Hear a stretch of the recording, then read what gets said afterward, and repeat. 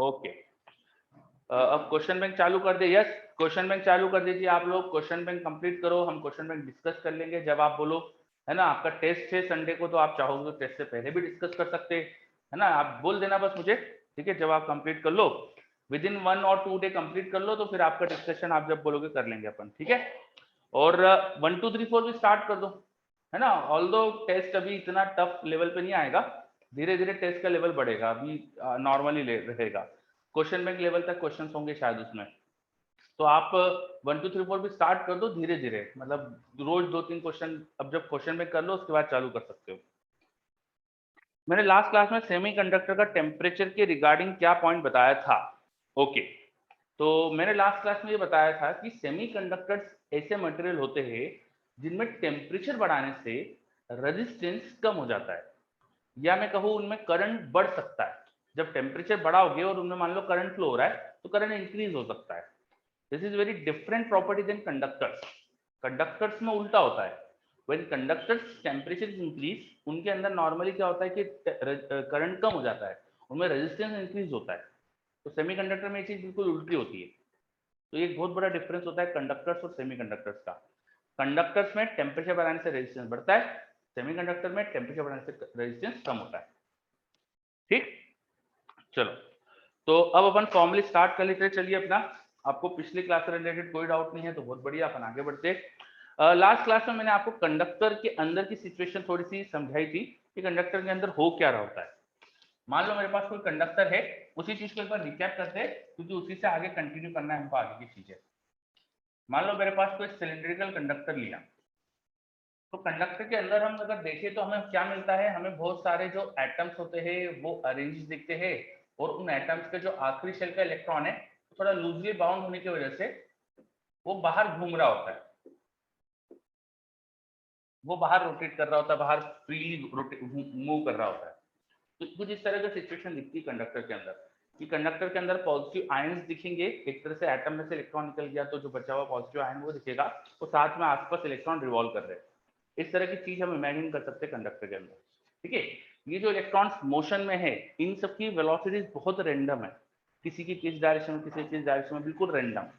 तो उस रेंडमनेस की वजह से अभी यहाँ पर कोई भी आपसे एवरेज वेलोसिटी पूछेगा तो क्या जवाब दोगे? एवरेज वेलोसिटी पूछेगा इलेक्ट्रॉन्स की तो क्या जवाब दोगे? Average velocity 0। कुशाग्र का सही जवाब आया, बिल्कुल सही। मैंने वेलोसिटी कहा, मैंने स्पीड नहीं बोली थी। एवरेज वेलोसिटी शुड बी 0, ठीक है। वेलोसिटी एवरेज हम निकालेंगे तो velocity is a vector quantity, जब हम वो निकालेंगे तो इट शुड बी 0, और सभी पार्टिकल की वेलोसिटी वेक्टर्स का एडिशन होगा divide by number of particles, जितने भी पार्टिकल्स, जितने भी इलेक्ट्रॉन्स है। तो ये टर्म 0 आएगा बिकॉज ये बी वेक्टर है ना। This term is going to be 0। पर अगर आप एवरेज स्पीड निकालें तो वो आ जाता है करीब करीब, वो कुछ रहेगा, इट इज नॉन 0, और उसका जो ऑर्डर होता है ना, अपन ने पढ़ा था लास्ट क्लास में 10.5 मीटर पर सेकंड का ऑर्डर होता है रूम टेम्परेचर, ठीक है। तो आपको ये ध्यान रखना है, यहाँ एवरेज वेलोसिटी 0। अब इस कंडक्टर में जो इलेक्ट्रॉन से जो ऐसे रैंडमली मूव कर रहे हैं, वो क्या फ्री है बिल्कुल? क्या उनके किसी दूसरे से कोलिजन्स नहीं होता है? क्या ये एटम से कोलाइड नहीं करते? क्या बिल्कुल एक ही डायरेक्शन में चलते रहते हैं हमेशा? नो, है ना। होता है, बिल्कुल सही बात है। तो ये रैंडमनेस मोशन होने की वजह से क्या होता है, वो बार बार आपस में भी कोलाइड करते हैं, जो एटम्स बचे हुए कर्नल्स उनसे भी कोलाइड करते हैं। तो ऐसा नहीं है कि कोई एक इलेक्ट्रॉन एक ही डायरेक्शन में लगातार चलते रहेगा। किसी एक इलेक्ट्रॉन का अगर मैं पाथ देखो अंदर, तो हो सकता है कि वो पहले इधर जा रहा है, फिर यहाँ से कोलाइड करके वो इधर चले गया, फिर यहाँ से कोलाइड करके ऐसा चले गया, फिर इसके अट्रैक्शन से वो थोड़ा सा इधर की तरफ घूम गया, फिर यहाँ से ऐसा चले गया, ठीक है। कुछ भी ऐसा रैंडम पाथ हो सकता है, ये ऐसा फिर यू, ठीक है। ऐसे रैंडम हमको पाथ दिख सकता है इस इलेक्ट्रॉन का, ठीक है। बहुत जिगजैग टाइप का पाथ हमको दिख सकता है, ठीक है।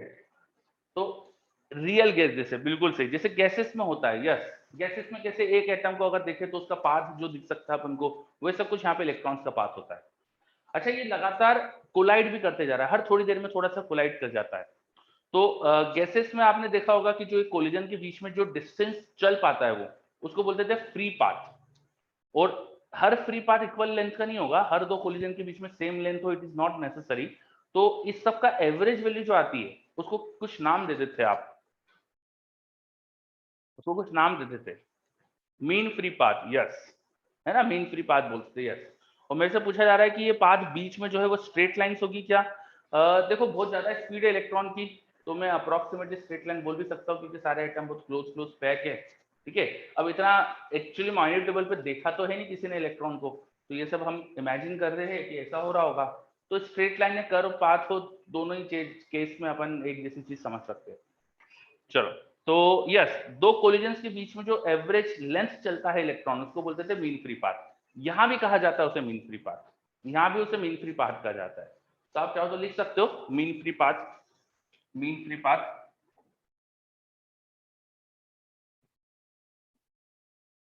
ठीक है। The mean free path is the average length that electron is travelling between two collisions. एक कोलिजन से दूसरे कोलिजन के बीच में जो एवरेज लेंथ चलेगा उसे मीन फ्री पाथ बोल देंगे। चलो, रचित बोल रहा है अभी शायद पहली इलेक्ट्रॉन की पिक्चर आज है, आई है थोड़े दिन पहले। अच्छा, हो सकता है, ठीक है, ओके ओके। तो मीन फ्री पाथ क्या होता है ये अपन ने अभी समझा। अच्छा, ये मीन फ्री पाथ किस पे डिपेंडेंट होना चाहिए? ये सिस्टम में कितने एटम्स पैक्ड करे अपन ने, जो मटेरियल है उस पर डिपेंडेंट होना चाहिए डेफिनेटली।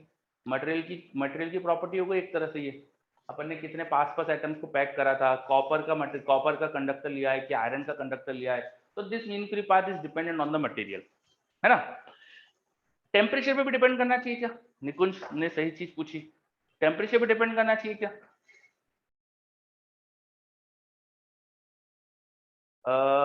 मुझे लगता है कि इतना ज्यादा टेम्परेचर पे डिपेंडेंसी नहीं होगी क्योंकि सॉलिड की बात कर रहे हैं अपन। थोड़ा डिपेंडेंसी होना चाहिए बिकॉज अगर मैं गैसेस की बात करूं तो वहां तो मुझे नहीं लगता एक पर्टिकुलर फिक्स वॉल्यूम में एक fix number of gas particle ले लिया मैंने, तो वहां पर भी मीन फ्री पाथ डिपेंड नहीं करता, मुझे ऐसा लग रहा है गैसेस में। और वैसे यहाँ पर भी होगा, लेकिन टेम्परेचर बढ़ाने से ये जो हमारे एटम्स है ना, कर्नल्स, इनका भी थोड़ा सा वाइब्रेशन बढ़ेंगे। ये भी अपनी लोकेशन पे एकदम रिजिडली थोड़ी बंधे हुए, ये भी थोड़ा सा वाइब्रेट कर सकते हैं। तो ये अपनी लोकेशन पे जो वाइब्रेशन करेंगे उसकी वजह से हो सकता है कि मीन फ्री पाथ थोड़ा कम हो जाए, है ना। तो it should depend slightly on temperature, ठीक है। बट इतना ज्यादा वेरिएशन नहीं होना चाहिए, है ना। अच्छा, equation of expansion of metal हो जाएगा, हाँ थोड़ा सा एक्सपांशन ऑफ मेटल होगा, इसलिए थोड़ा सा डिपेंडेंसी होना चाहिए टेम्परेचर पे, माइन्यूट की डिपेंडेंसी होना चाहिए, ठीक है। अगर वॉल्यूम कांस्टेंट रखते तो वो भी फिर अपन शायद ना बोलते, ठीक है। चलो फिर आगे बात करते। मीन फ्री पाथ तो थोड़ा सा टेम्परेचर से इंडिपेंडेंट काइंड ऑफ चीज लग रही है, थोड़ा डिपेंडेंट है टेम्परेचर पे, ऐसा हमको लॉजिकली समझ में आ रहा है। अब इलेक्ट्रॉन बहुत हाई स्पीड से ट्रेवल कर रहा है, तो हर दो कोलिजन के बीच में उसको जो टाइम लगेगा, पहली चीज तो हर दो कोलिजन के बीच में टाइम होगा, क्या वो इक्वल होगा? हर दो कोलिजन के बीच में जो टाइम होगा क्या वो इक्वल होगा? नो, ठीक है। और बहुत फास्ट स्पीड से चल रहा है तो बहुत कम टाइम भी लगेगा, बहुत ही जल्दी जल्दी कोलाइड करते जाएगा, और वो टाइम इक्वल भी नहीं होगा।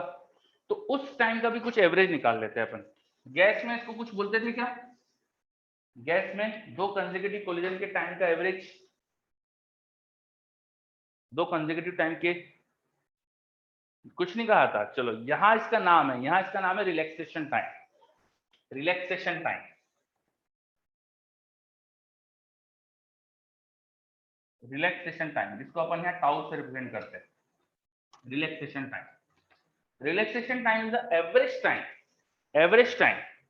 हाँ, युआन बोल रहा है कोलिजन फ्रीक्वेंसी, हाँ कोलिजन फ्रीक्वेंसी काइंड ऑफ उसका उल्टा हो जाएगा, कोलिजन फ्रीक्वेंसी का अपोजिट हो जाएगा ये, तो it's kind of opposite of collision frequency. ये एवरेज वो टाइम हो गया जो दो कोलिजन के बीच में लग रहा है, दो कोलिजन के बीच में कुछ टाइम लगेगा इलेक्ट्रॉन को, तो जो एवरेज टाइम लगता है उसको बोल देंगे रिलैक्सेशन टाइम।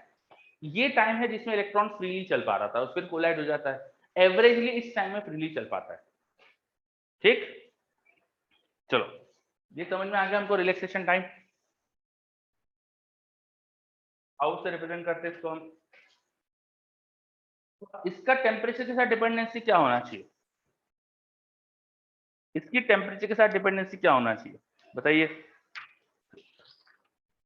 टेम्परेचर बढ़ेगा तो इस टाइम का क्या होगा? युआन बोल रहा है इंक्रीज कुछ नहीं, सॉरी, कुछ बोल रहे इंक्रीज, कुछ डिक्रीज बोल रहे। मेरे पास ज्यादा आंसर डिक्रीज क्या आ रहा है। यस, तो करेक्ट, इट्स डिक्रीज। डिक्रीज होना चाहिए टाइम बढ़ाने से, टेम्परेचर बढ़ाने से। एनी गेस क्यों डिक्रीज सही है? यस, बिल्कुल सही। क्योंकि स्पीड बढ़ जाती है, जो एवरेज स्पीड है इलेक्ट्रॉन की ट्रेवल करने की वो बढ़ जाती है। तो टेम्परेचर बढ़ाने से जिस एवरेज स्पीड से इलेक्ट्रॉन मोशन कर रहा था ये इंक्रीज होगी, और ये इंक्रीज होती है, और मीन फ्री पाथ में कोई ज्यादा चेंज आता नहीं है, अपन ने थोड़ी देर पहले बात करी थी। तो it is not strongly dependent on temperature, और ये टेम्परेचर की स्ट्रांगली डिपेंडेंसी होने की वजह से इनका रेशियो जो होगा वो ऑफ कोर्स डिक्रीज हो जाएगा। तो relaxation time decreases with increase in temperature. ठीक है, चलो, इज दिस क्लियर? बहुत बढ़िया, है ना। तो अपन ने कुछ बेसिक बेसिक बातें करी कि कंडक्टर के अंदर क्या चल रहा होता है ना। अब अपन ने ये कंडक्टर में कोई इलेक्ट्रिक फील्ड नहीं लगाई थी अभी तक। अब चलो इसके अंदर इलेक्ट्रिक फील्ड क्रिएट करा देते हैं। कंडक्टर के अंदर करंट कैसे प्रोड्यूस होता है वो समझते हैं अपन। ठीक है, नेक्स्ट चीज, अब इस कंडक्टर को हम उठाते हैं और इसके अक्रॉस एक बैटरी कनेक्ट कर देते हैं। बैटरी ऊपर दिखा देता हूँ, नीचे स्पेस मिल जाएगा मुझे। बैटरी कनेक्ट कर देते हैं यहाँ पे। इस तरह से हमने एक बैटरी कनेक्ट कर दी। ये बैटरी या सेल यहाँ पे कनेक्ट करा हुआ है। मैंने लास्ट क्लास में शायद बता दिया था, this is circuit symbol of cell. आपको 10th में बता देते हैं, this is circuit symbol of cell. Cell का सर्किट सिंबल है। सर्किट सिंबल का मतलब क्या होता है कि सर्किट में ऐसे शो करते हैं। और असली में कैसे आते हैं सेल, तो आपने देखे ये घड़ी वड़ी में लगता है तो पता ही आपको सेल कैसा दिखता है। तो वो कोई सेल है हमारे पास। सेल का एक पॉजिटिव टर्मिनल होता है, एक नेगेटिव टर्मिनल होता है। सेल की प्रॉपर्टी क्या होती है कि पोटेंशियल डिफरेंस क्रिएट करता है। सेल के अक्रॉस कुछ पोटेंशियल डिफरेंस क्रिएट होता है। तो अगर मैं यहाँ स्विच ऑन कर दूंगा तो जो भी पोटेंशियल डिफरेंस सेल ने क्रिएट करा वैसे ही पोटेंशियल डिफरेंस इस कंडक्टर की बाउंड्रीज पे क्रिएट हो जाएगा। मैं यहाँ पे जैसे अगर एक कंडक्टिंग प्लेट लगी हुई है ऐसा मान लूँ, मान लो कंडक्टर की एकदम स्ट्रॉन्ग कंडक्टर की प्लेट लगी हुई है, तो इन प्लेट्स के बीच में यहाँ इलेक्ट्रिक फील्ड क्रिएट हो जाएगी। Because of the potential difference कुछ अंदर इलेक्ट्रिक फील्ड आ जाएगी। पोटेंशियल डिफरेंस क्रिएट हुआ तो यहाँ इलेक्ट्रिक फील्ड क्रिएट होगी। तो बेसिकली सेल का काम क्या होता है, cell creates potential difference. Cell का काम क्या होता है, सेल क्रिएट्स पोटेंशियल डिफरेंस। ये चीज क्लियर हो रही है? Cell creates potential difference. Cell या बैटरी जो बोलते हैं अपन, इट क्रिएट्स पोटेंशियल डिफरेंस। अब इसने पोटेंशियल डिफरेंस क्रिएट करा, पोटेंशियल डिफरेंस है तो इलेक्ट्रिक फील्ड होगी ऑफ कोर्स। हमने पढ़ा है इलेक्ट्रोस्टैटिक्स में, पोटेंशियल डिफरेंस और इलेक्ट्रिक फील्ड का रिलेशन हमें पता है। तो यहाँ इलेक्ट्रिक फील्ड क्रिएट हो गई।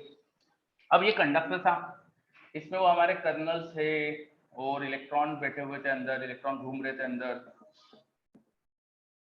ठीक है, तो जितने इलेक्ट्रॉन्स यहाँ पे थे, अब इनका क्या होगा, क्या सोचते हो? अंदर इलेक्ट्रिक फील्ड क्रिएट हो गई तो इलेक्ट्रॉन से फोर्स लगेगा। यस, बिल्कुल सही, इलेक्ट्रिक फील्ड के अपोजिट फोर्स लगेगा। तो every electron is now experiencing a force in the direction opposite to the electric field. तो हर इलेक्ट्रॉन पे एक फोर्स लगा है। फोर्स ऑन इलेक्ट्रॉन वो आप लिख सकते हो इलेक्ट्रॉन का charge into electric field vector, लिख सकते हो। डायरेक्शन के साथ फोर्स ही है, और इलेक्ट्रिक फील्ड पूरे कंडक्टर में एक जैसी है, तो बिल्कुल एक जैसा हर इलेक्ट्रॉन पे बिल्कुल एक जैसा फोर्स लग रहा है। ठीक है, अब हर इलेक्ट्रॉन, जस्ट मान लो एक किसी इंस्टेंट पे देखा मैंने, किसी इंस्टेंट पे देखा मैंने, तो हर एक इलेक्ट्रॉन की स्पीड मान लो आपको पता थी u1 u2 u3 u4, ये सबके वेक्टर पता है आपको, और सब पे इतना इतना फोर्स लग गया। अगले कोलिजन से पहले इस फोर्स की वजह से कुछ एक्सेलरेशन होगा, और एक्सेलरेशन से वेलोसिटी चेंज होगी। सही बात है, सही बात है ना। फिर से मैं बोलता हूं, जैसे हर इलेक्ट्रॉन को देखा, मान लीजिए किसी इलेक्ट्रॉन की वेलोसिटी की u आई, उसमें ये फोर्स लग रहा है, तो फोर्स की वजह से उसका एक्सेलरेशन आएगा, कितना आएगा, फोर्स बाय मास। और इस एक्सेलरेशन की वजह से थोड़ी से टाइम टी में उसकी कुछ वेलोसिटी चेंज हो गई होगी, उसकी वेलोसिटी नई ये वाली आ सकती है, बिकॉज फोर्स इज कांस्टेंट।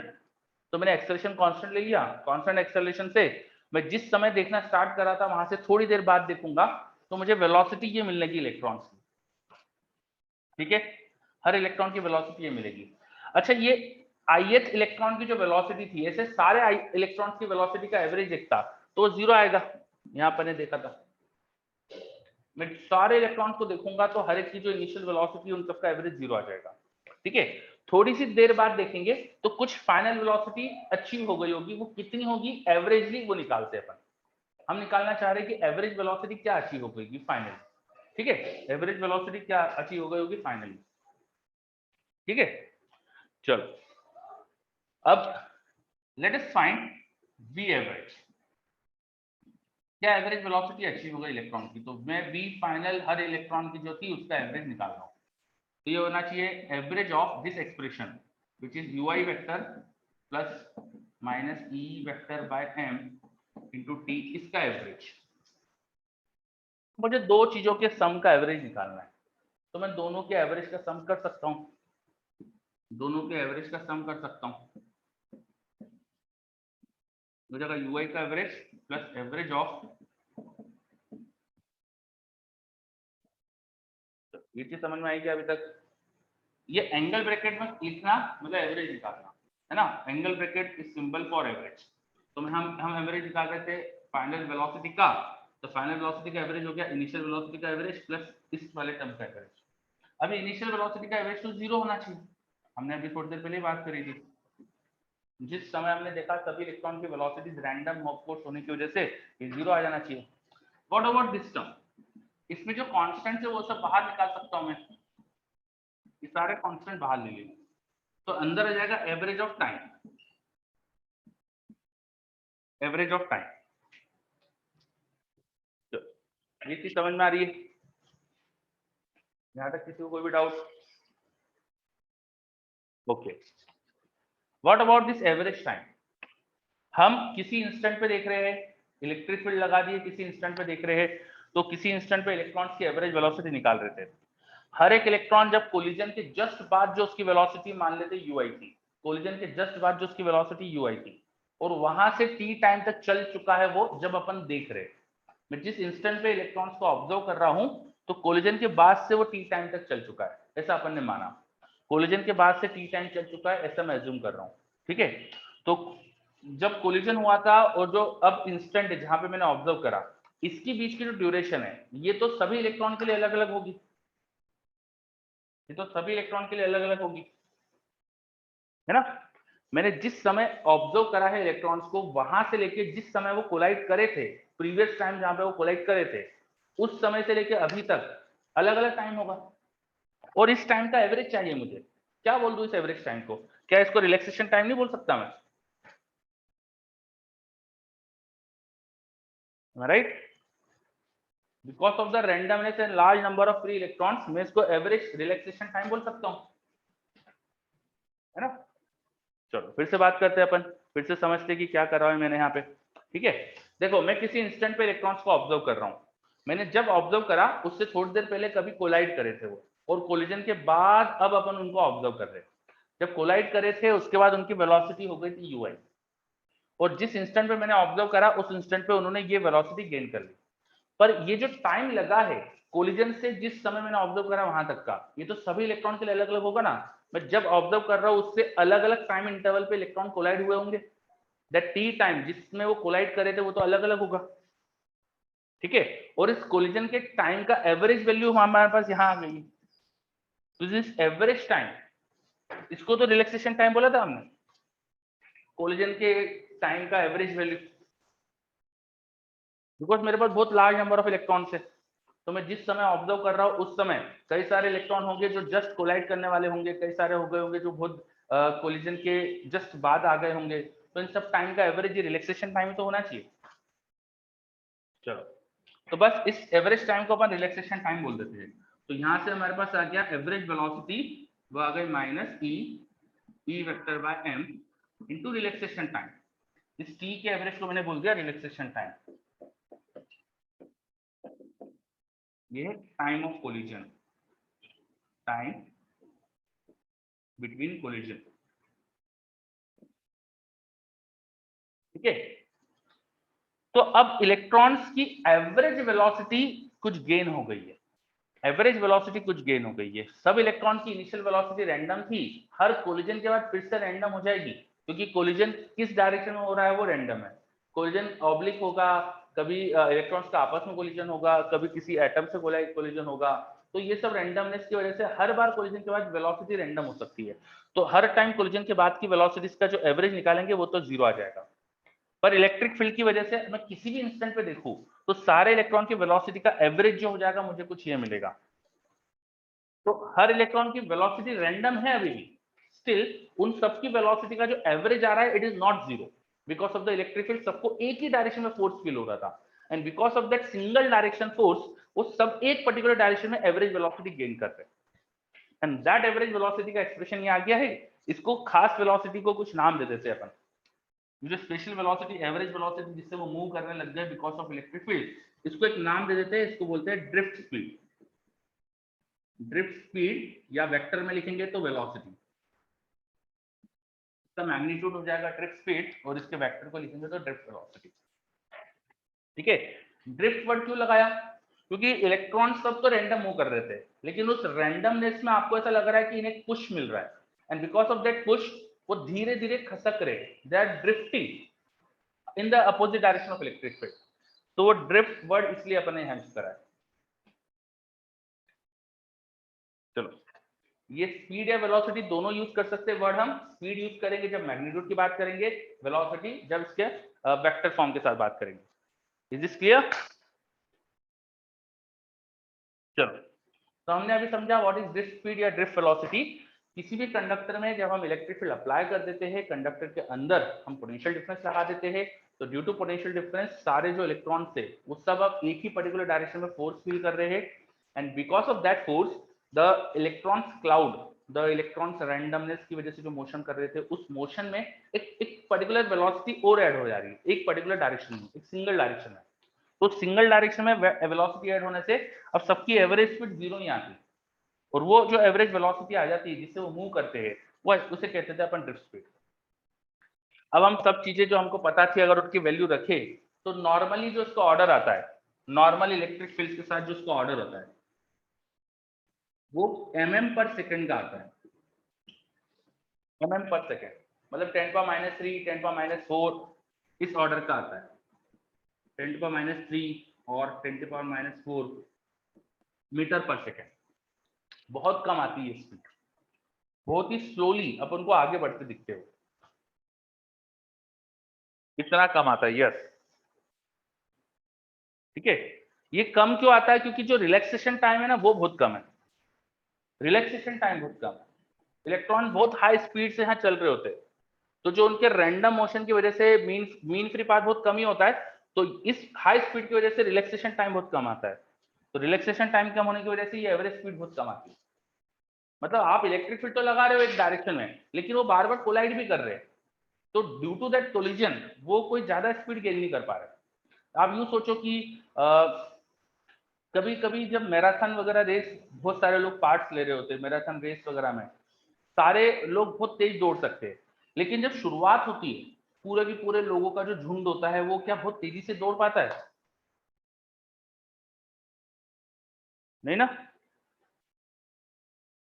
है ना। तो आप इमेजिन करो बस कि एक बहुत बड़ा सा क्राउड है, वो सारे क्राउड के पर्सन को बोला एक पर्टिकुलर डायरेक्शन में दौड़ो, अब दौड़ ही नहीं पाएंगे वो, इतने सारे लोग हैं। और वो जो कभी मैराथन देखी हो अगर टीवी पे या कहीं पार्ट लिया हो तो आपको पता होगा, जब गेट छोटा सा रहता है और बहुत सारे लोग जा रहे हैं, तो गेट के नैरो होने की वजह से वो सारे एक साथ चल ही नहीं पाते, वो आपस में कोलाइड करते हैं, धीरे धीरे चलते हैं।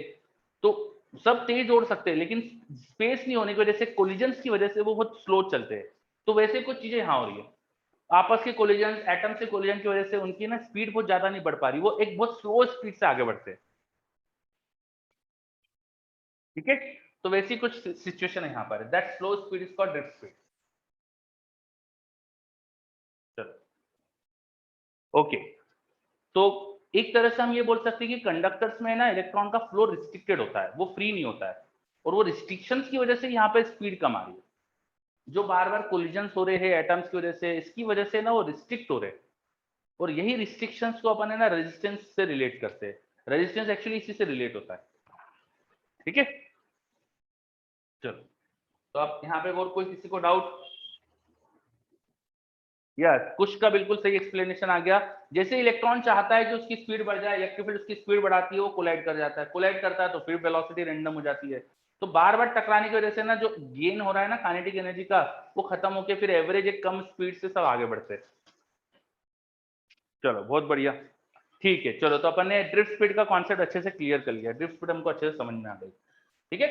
ड्रिफ्ट स्पीड का ऑर्डर भी क्लियर है। अब मेरे पास एक डाउट आ रहा है, कुछ बच्चों ने मुझे पूछा कि ड्रिफ्ट स्पीड इतनी कम होती है तो क्या करंट इतनी कम स्पीड से आगे बढ़ता है?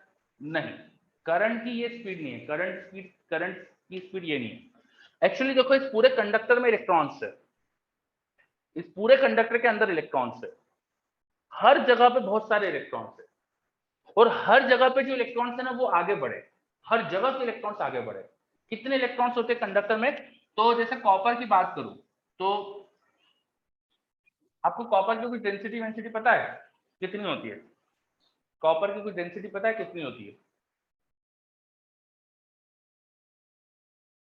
नहीं पता? अच्छा, वाटर की डेंसिटी पता है? वाटर की डेंसिटी 10.3 kg पर मीटर क्यूब होती है ना, 10,000 kg पर मीटर क्यूब। उससे ज्यादा होती है ना शायद, उससे ज्यादा होती है ना, कॉपर की डेंसिटी उससे ज्यादा होती है ना, ठीक है। हाँ, तो थोड़ा उससे ज्यादा कुछ एज्यूम कर लो, कुछ ऑर्डर एज्यूम कर लो भाई। पानी का एक किलो पानी अगर लोगे आप तो 1 लीटर करीब वॉल्यूम होता है उसका, और कॉपर में आपको वॉल्यूम थोड़ा कम लेना पड़ेगा, 5 गुना कम होगा मान लो, ज्यादा ज्यादा हो क्या, तो 5000 kg पर मीटर क्यूब टाइप ले सकते हो, ठीक है। हाँ, तो मेरे पास तो आंसर भी आ गया 8.96 ग्राम पर सेंटीमीटर क्यूब। यस, चलो।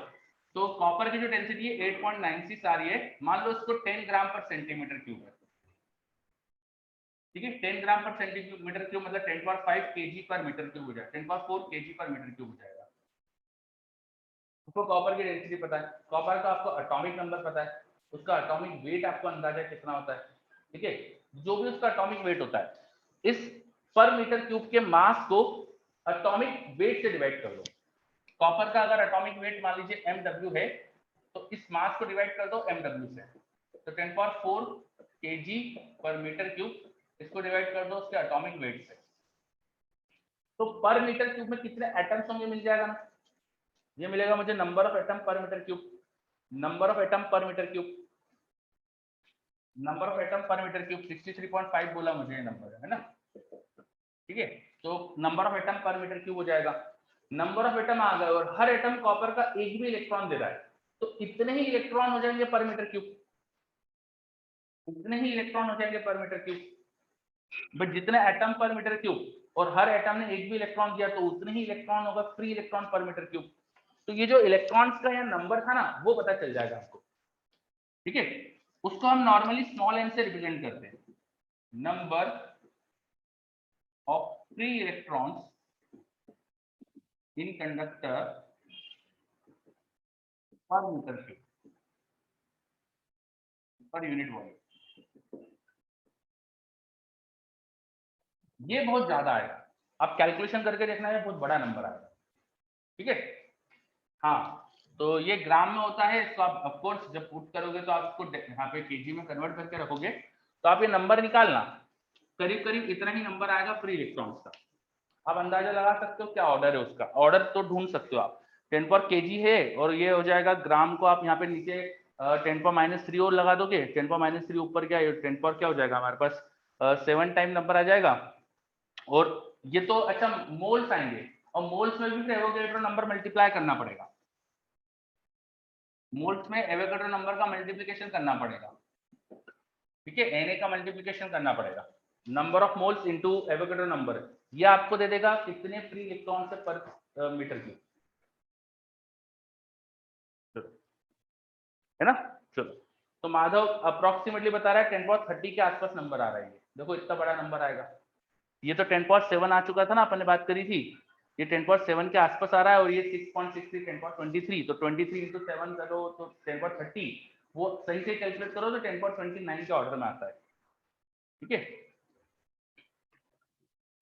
वैभव ने कैलकुलेट करा है 10.27, तो 29.4 है ना, तो वो 10 के आसपास उसको 0.9 कर लो, उसको 10.28 29 ऐसा बड़ा नंबर आता है, तो ये बहुत बड़ा नंबर है।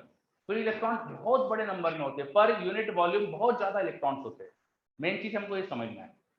और इतने ज्यादा फ्री इलेक्ट्रॉन्स है ना, तो हर जगह पे खूब सारे इलेक्ट्रॉन है, और सब जब थोड़ा थोड़ा स्पीड से आगे बढ़े, भले वो स्पीड बहुत कम है, लेकिन नंबर बहुत बड़ा होने से करंट ज्यादा मिल जाता है। ठीक है, हमने पिछली क्लास में क्वेश्चन करा था, मैंने एक कंडक्टर दे दिया था जिसके अंदर कुछ हमने पॉजिटिव चार्जेस की बॉल दिखाई थी, वो सब सेम स्पीड से आगे बढ़ रही है, तो उसमें करंट पूछा था, आपने निकाला था वहां करंट। ठीक, वहां पे पर यूनिट वॉल्यूम मैंने बॉल्स का नंबर n दे दिया था, तो आपने वो करंट निकाला होगा, n एक बॉल का चार्ज, उनकी speed into cross section area, निकाला था अपने लास्ट क्लास में। अब वैसे ही तो सिचुएशन यहाँ है, यहाँ जो मूव कर रही चीज वो इलेक्ट्रॉन है, तो ये इलेक्ट्रॉन का नंबर ले लेना, ये चार्ज ऑफ इलेक्ट्रॉन ले लेना, और ये v ड्रिफ्ट स्पीड ले लेना। इस ड्रिफ्ट स्पीड को अपन बोल देते हैं vd, e tau by m, इसको अपन ने बोल दिया vd, तो यहाँ ड्रिफ्ट स्पीड लगा देना, तो ये रिलेशन आएगा, ये आ गया हमारे पास relation in current and drift speed, relation in current and drift speed. अब बिकॉज ये n बहुत बड़ा नंबर है, दैट्स व्हाई करंट सिग्निफिकेंट आ जाता है, करंट सिग्निफिकेंट आ जाता है बिकॉज ये n बहुत बड़ा नंबर होता है। क्लियर? क्या ये एक्सप्रेशन समझ में आ गया? Relation in current and drift speed, actually हम तो कैलकुलेट कर ही चुके थे, बस मैंने आपको रिलेट करा दिया इलेक्ट्रॉन से। ये एक्सप्रेशन अच्छे से सबको क्लियर, ये नोट कर लीजिए।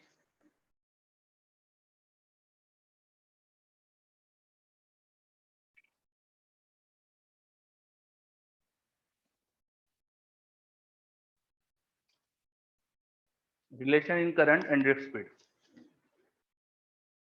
ओके, आगे बढ़ते, छोटी सी चीजें कुछ ड्रिफ्ट स्पीड से रिलेटेड बची अपनी।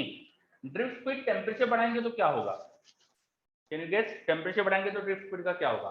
सेम इलेक्ट्रिक फील्ड लगा रखी कंडक्टर में, मैंने और कोई चेंज नहीं करा, मैंने वही बैटरी लगा रखी, तो वही इलेक्ट्रिक फील्ड क्रिएटेड है यहाँ पर। ड्रिफ्ट स्पीड का टेम्परेचर बढ़ा देंगे तो क्या होगा?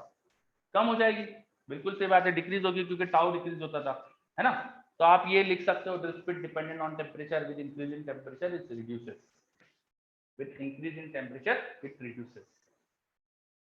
ये लिख लीजिए, drift speed depends on temperature, with increase in temperature it reduces. ठीक है, चलो, ये ड्रिफ्ट स्पीड इलेक्ट्रिक फील्ड की वजह से आई है, इलेक्ट्रिक फील्ड की वजह से आई है। इलेक्ट्रिक फील्ड ज्यादा तो स्पीड ज्यादा, इलेक्ट्रिक फील्ड कम तो स्पीड कम, और उसको छोड़ के बाकी चीजें मटेरियल की प्रॉपर्टी है। भाई ये तो चार्ज ऑफ इलेक्ट्रॉन, ये तो एक कांस्टेंट होता है, मास ऑफ इलेक्ट्रॉन ये भी कांस्टेंट है, ये टाउ ये मटेरियल की प्रॉपर्टी है।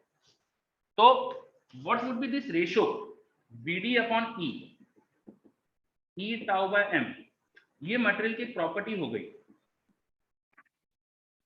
ये मटेरियल की प्रॉपर्टी है, रेशियो ऑफ Vd और E, ये मटेरियल की प्रॉपर्टी है। और Vd क्या था? जो स्पीड से इलेक्ट्रॉन आगे चल रहे हैं, और वो स्पीड इलेक्ट्रिक फील्ड ही प्रोवाइड कर रही है। तो यूनिट इलेक्ट्रिक फील्ड से जो स्पीड आ रही है, यूनिट इलेक्ट्रिक फील्ड से जो स्पीड आ रही है, ये क्या बता रहा है? ये क्या चीज दे रहा है आपको? यूनिट इलेक्ट्रिक फील्ड से जो स्पीड क्रिएट हो रही है, किसी मटेरियल में अगर इलेक्ट्रिक फील्ड लगाने से, अलग अलग मटेरियल में हमने सेम इलेक्ट्रिक फील्ड लगाई, किसी में स्पीड ज्यादा आ रही है इलेक्ट्रॉन्स की एवरेज मोशन की, ड्रिफ्ट स्पीड ज्यादा आ रही है, किसी में कम आ रही है, तो उससे हमको क्या समझ में आ रहा है?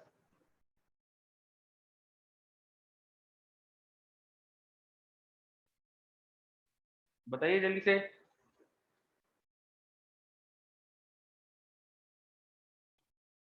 टाउ डिफरेंट है, समझ में तो आ रहा है, और कुछ? इस नंबर को बोले क्या, इस नंबर को कहे क्या अपन? मैं ये नंबर के बारे में बात कर रहा हूँ, Vd अपॉन E को क्या बोलना चाहिए? ऐसा नहीं लग रहा है किसी में अगर ये ज्यादा आएगा तो उसमें इलेक्ट्रॉन ज्यादा मोबाइल है, किसी में कम आएगा तो कम मोबाइल है। इलेक्ट्रॉन की मोशन की एबिलिटी ज्यादा है अगर ये रेशो ज्यादा है, और मोशन की एबिलिटी कम है तो ये रेशो कम है ना। मोशन की एबिलिटी बता रहा है ये, इसलिए इसको बोल देते हैं mobility. This term is appropriately called mobility, this term is called mobility. Ratio of drift speed to electric field applied is called mobility. Drift speed motion बता रहा है, यूनिट इलेक्ट्रिक फील्ड से जो मोशन की एबिलिटी है उसको बोल देते हैं मोबिलिटी। इसको हम रिप्रेजेंट करते हैं म्यू से, mu is Vd upon E, वो आ जाएगा हमारे पास E टाउ बाय m। तो एक तरह से जो ड्रिफ्ट स्पीड है हमारे पास वो होता है mobility times electric field. Drift speed is mobility times electric field. Drift speed is mobility time electric field.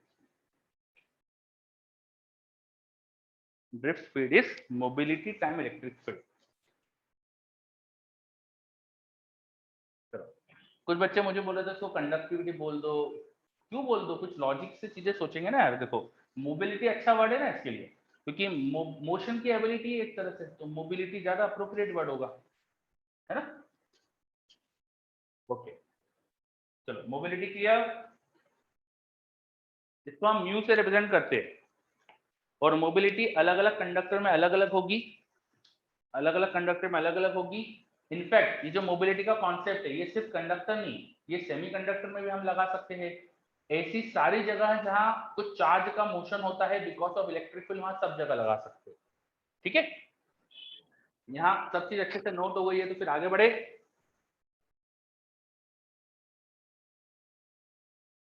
Okay तो मैं हटाना अच्छा वेट करूँ, ओके रुक जाता हूँ थोड़ी सी देर।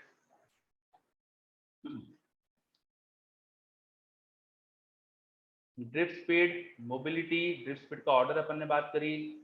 हमने ये बात करी कि कंडक्टर में बहुत सारे फ्री इलेक्ट्रॉन्स होते हैं, तो इसकी करंट ड्रिफ्ट स्पीड कम होने से भी ज्यादा जाता है।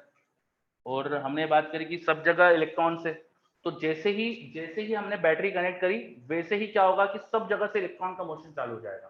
तो इलेक्ट्रॉन का मोशन सब जगह से चालू हो जाएगा, इसलिए हमें ऐसा लगेगा कि इंस्टेंटेनियसली पूरे कंडक्टर में करंट आए। इंस्टेंटेनियसली जैसे स्विच ऑन करेंगे वैसे पूरे कंडक्टर में करंट आ जाएगा।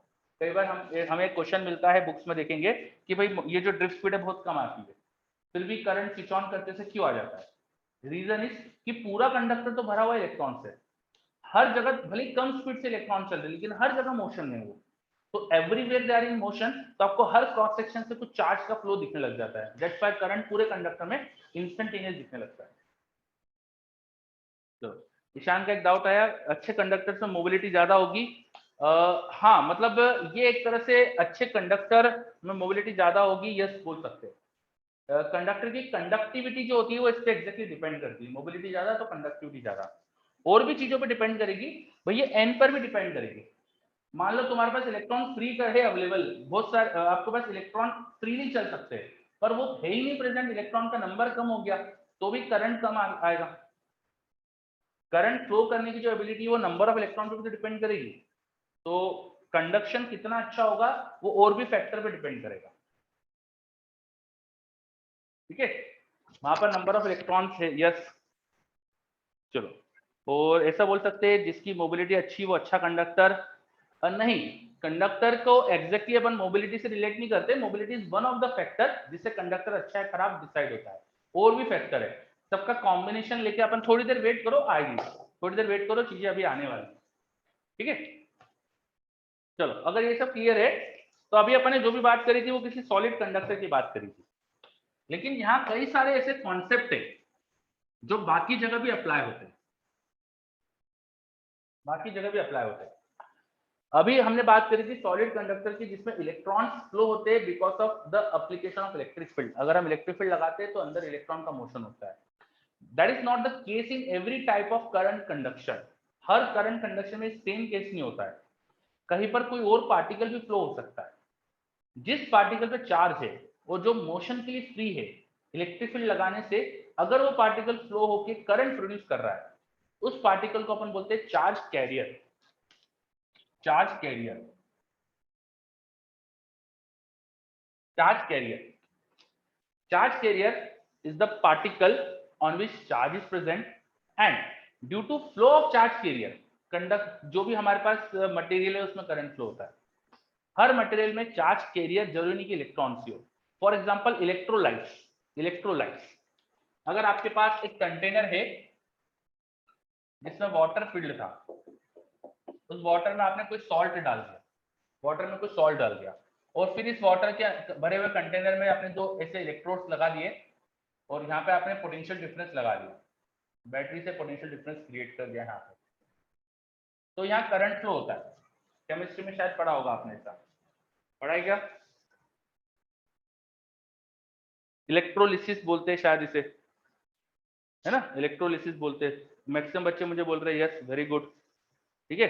तो इलेक्ट्रोलिसिस जो होता है ना, उसमें भी तो करंट फ्लो होता है मटेरियल के अंदर से। वहां चार्ज कैरियर अलग होते हैं, वहां आयंस होते हैं चार्ज कैरियर। पॉजिटिव आयन जो होगा सॉल्ट का, एनायंस और केटायन जो होंगे, इनकी वजह से यहाँ पे करंट फ्लो होता है, तो वहां चार्ज कैरियर बदल जाते हैं। तो द चार्ज कैरियर जिसपे चार्ज है और जिसके मोशन से करंट फ्लो हो रहा है, वो कंडक्टर्स में फ्री इलेक्ट्रॉन से, इलेक्ट्रोलिसिस की सिचुएशन में एक इलेक्ट्रोलाइट सॉल्यूशन में वो आयंस या केटायंस एनायंस हो जाते हैं। यस बिल्कुल सही।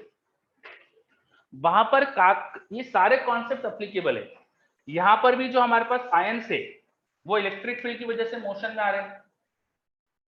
जो भी हमारे पास आयंस है यहाँ पे, पॉजिटिव और नेगेटिव जो आयंस है, वो इलेक्ट्रिक फील्ड की वजह से मोशन में आएंगे। तो इनके मोशन होने से इनकी भी कुछ ड्रिफ्ट स्पीड आएगी। उनकी drift speed per unit electric field, उसको भी यहाँ मोबिलिटी बोलते हैं, ठीक है। यहाँ पर उन्हें भी मोबिलिटी बोलेंगे। ये इक्वेशन यहाँ पर भी अप्लीकेबल होगी। यहाँ पर अगर आपसे कोई करंट पूछा जाए, अब क्योंकि दो तरह के पार्टिकल से जिनके मोशन से करंट आ सकता है, तो दोनों के करंट का एडिशन लिखेंगे। आप लिखेंगे number of positive ions, positive ion पे जो भी चार्ज है, ठीक है, into drift speed of positive ion into area of cross section, plus number of negative ions into negative ion का जो भी चार्ज है into drift speed of negative ion into area of cross section. इतना current होगा यहाँ पे, ठीक है। रचित वो बात करेंगे अपन, वेट प्लीज। यहां पर इस तरह करंट होगा, ठीक है। तो बेसिकली ये मैं समझा रहा हूं कि जो हमारे कंडक्टर्स में हमने इलेक्ट्रॉन्स के मोशन की बात करी है, हर जगह करंट फ्लो करने के लिए इलेक्ट्रॉन से रिस्पॉन्सिबल नहीं है। जो पार्टिकल करंट के फ्लो के लिए रिस्पॉन्सिबल होता है उसे बोलते हैं चार्ज कैरियर, उसे कहा जाता है charge carrier. This charge carrier could be different particles in different types of current flow situation. For example, in electrolyte solution the charge carriers are ions, cations, anions, ये चार्ज कैरियर है। और ये अगर charge carrier है तो ये जो equation हमने लिखी थी, सेम इक्वेशन हमने यहाँ पे लिख दी। एरिया ऑफ क्रॉस सेक्शन वो एरिया हो गया जिसमें आयंस का फ्लो हो रहा है। इन इलेक्ट्रोड्स की जो प्लेट्स है ना, इनका जो एरिया ऑफ क्रॉस सेक्शन है वो देखेंगे। इन प्लेट्स के बीच में जहां फ्लो चल रहा है वो एरिया देखेंगे। तो उस एरिया में ये पॉजिटिव आयंस का कितना नंबर है पर यूनिट वॉल्यूम, पॉजिटिव आयन पे चार्ज क्या है, उनकी ड्रिफ्ट स्पीड कितनी आ गई, नेगेटिव आयन का नंबर क्या है, नेगेटिव आयन में चार्ज कितना है, उनकी ड्रिफ्ट स्पीड कितनी आ गई। इस तरह से करंट आ जाएगा। और दोनों फ्लो होते हैं यहाँ पर, पॉजिटिव आयन भी फ्लो होते हैं, एनायंस भी फ्लो होते हैं, इसलिए दोनों के फ्लो से जो करंट आता है उनका एडिशन टोटल करंट होगा। ये कुछ का एक डाउट है? It is because positive and negative different direction में जा रहे हैं। यस, तो बिल्कुल सही। पॉजिटिव आयन एक तरफ जाएंगे तो नेगेटिव दूसरी तरफ जाएंगे। नेगेटिव का जो फ्लो हो रहा है उसका उल्टा करंट दिखेगा और पॉजिटिव के फ्लो के अलॉन्ग करंट दिखेगा, तो दोनों के करंट ऐड ही होंगे। इसलिए मैंने यहाँ पे दोनों के करंट को ऐड कर दिया। तो यहाँ जो नेट करंट होगा वो इस तरह से ऐड हो जाएगा। तो the charge carrier in different situation में भी different, but the concept are applicable. जो भी कॉन्सेप्ट हमने यहाँ पढ़े, ड्रिफ्ट स्पीड का कॉन्सेप्ट अप्लीकेबल है, मोबिलिटी का कॉन्सेप्ट अप्लीकेबल है। मोबिलिटी यहाँ भी डिफाइन कर सकते हैं, पॉजिटिव आयंस और नेगेटिव आयंस की मोबिलिटी। तो ये सारे कॉन्सेप्ट यहाँ अप्लीकेबल है। ये सब चीजें क्लियर हो रही है अच्छे से? चलो बहुत बढ़िया, है ना। फिर डिस्चार्ज ट्यूब का एक और कॉन्सेप्ट आता है कभी कभी, जहां पे भी करंट फ्लो होता है। डिस्चार्ज ट्यूब, डिस्चार्ज ट्यूब में बेसिकली क्या करते हैं, हम एक गैस को फिल कर देते हैं एक ग्लास ट्यूब में और उसमें दो इलेक्ट्रोड्स लगा देते हैं। गैस को फिल कर देते हैं ग्लास ट्यूब में, उसमें दो इलेक्ट्रोड लगा देते हैं। This is switch, this are cells. थोड़ा हाई पोटेंशियल डिफरेंस होता है इसलिए मैंने दो सेल दिखा दिए, ज्यादा भी हो सकते हैं सेल वहां। और ये दो इलेक्ट्रोड है और अंदर कोई गैस भरी हुई, तो यहां पर भी करंट फ्लो हो सकता है। गैस के थ्रू भी करंट फ्लो होता है, इसको बोलते हैं डिस्चार्ज ट्यूब। यहाँ करंट फ्लो होने के लिए पोटेंशियल को ज्यादा लगाना पड़ता है, प्रेशर की पर्टिकुलर सिचुएशन करना पड़ती है। शायद कैथोड रे पढ़ा होगा आपने, कैथोड रे एक्सपेरिमेंट में, डिस्चार्ज ट्यूब में एक्सपेरिमेंट होता है वहां पे। तो वहां पे जो पार्टिकल्स की वजह से करंट फ्लो हो रहा है उन्हें भी अपन बोलेंगे charge carrier. Charge carriers are the particle जिनके फ्लो से करंट फ्लो होता है। वो पार्टिकल जिनके फ्लो से करंट फ्लो होता है उनको बोलते हैं चार्ज कैरियर। और चार्ज, आपको फिर इक्वेशन ऐसे याद रखना चाहिए, the amount of charge carrier per unit volume, charge on the charge carrier, drift speed of charge carrier into area of cross section. This is the expression for current. Current का expression किसी भी material में क्या हो जाएगा, amount of charge carrier per unit volume, charge on charge carrier, drift speed of the charge carrier, area of cross section. तो I is equal to N E A V D जो हमने पढ़ा यहाँ पे, I equal to N E A V D. इस expression में जो n और e है ये बदल सकते हैं, ये तीनों एक्सप्रेशन, तीनों चीजें बदल सकती है डिपेंडिंग अपॉन चार्ज कैरियर क्या है। Very good. तो डिफरेंट मटेरियल में करंट कैरियर्स अलग हो सकते हैं, ये चीज क्लियर हो रही है?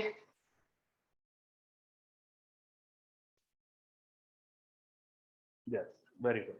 और the concept of drift speed, mobility, ये सिर्फ कंडक्टर तक लिमिटेड नहीं है, ये हर जगह जहां करंट फ्लो होता है वहां पे एप्लीकेबल है। Mobility of different charge carriers, सिर्फ इलेक्ट्रॉन की मोबिलिटी की बात नहीं करी जाती है, अलग अलग जगह अलग अलग चार्ज कैरियर्स होते हैं, तो चार्ज कैरियर किस स्पीड से ट्रेवल कर रहे हैं उसको मोबिलिटी बोल देते हैं। Drift speed per unit electric field is called mobility. Okay, तो अपन ने बात करी करंट फ्लो की। अच्छा, अभी मेरे से किसी बच्चे ने पूछा था होल भी कुछ होते हैं ना? यस, होल भी एक तरह के चार्ज कैरियर होते हैं। जब हम सेमीकंडक्टर की बात करते हैं तो वहां पे हमको दो तरह के चार्ज कैरियर दिखते हैं, electron and holes. In semiconductors दो तरह के चार्ज कैरियर होते हैं, free electrons and free holes. अब ज्यादा बात नहीं करेंगे इनके बारे में अभी अपन, क्योंकि सेमीकंडक्टर चैप्टर पढ़ेंगे ही और बहुत टाइम लग जाएगा अगर इसके अंदर जाएंगे तो आप ये चाहो तो यहाँ लिख सकते हो एक एग्जाम्पल और, कि इन सेमीकंडक्टर्स होल्स एंड इलेक्ट्रॉन दो टाइप के चार्ज कैरियर होते हैं। ये लिख लो। यशवर्धन बोल रहा है कर्नल्स को होल बोलते हैं क्या? नहीं बेटा, अलग ही कॉन्सेप्ट है, अभी नहीं जाएंगे ज्यादा उसके अंदर अपन, बस अभी बस लिख लो। In semiconductor there are two types of charge carrier, electrons and holes. HOLE, hole मतलब वही छेद, HOLE होल। ठीक है, ओके। चलो, तो अपन ने आज काफी सारा थ्योरी का पोर्शन ही पढ़ा है। कंडक्टर्स के अंदर करंट फ्लो की थ्योरी काफी चीजें पढ़ी, नए नए कॉन्सेप्ट, ड्रिफ्ट स्पीड वगैरह चीजें पढ़ी। सब चीजें क्लियर?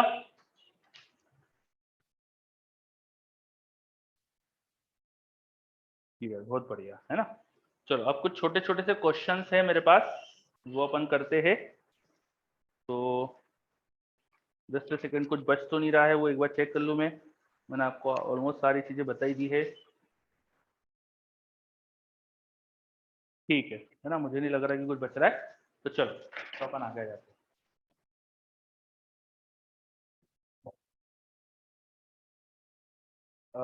वेदांत, कुछ डाउट है? नेगेटिव चार्ज को वीडी को नेगेटिव लेंगे? नहीं बेटा, ऐसा कुछ नहीं है। डिस्चार्ज ट्यूब क्या होता है बेटा? डिस्चार्ज ट्यूब में मैंने बताया ना, उसके अंदर जो चार्ज कैरियर होते हैं वो अलग हो जाएंगे।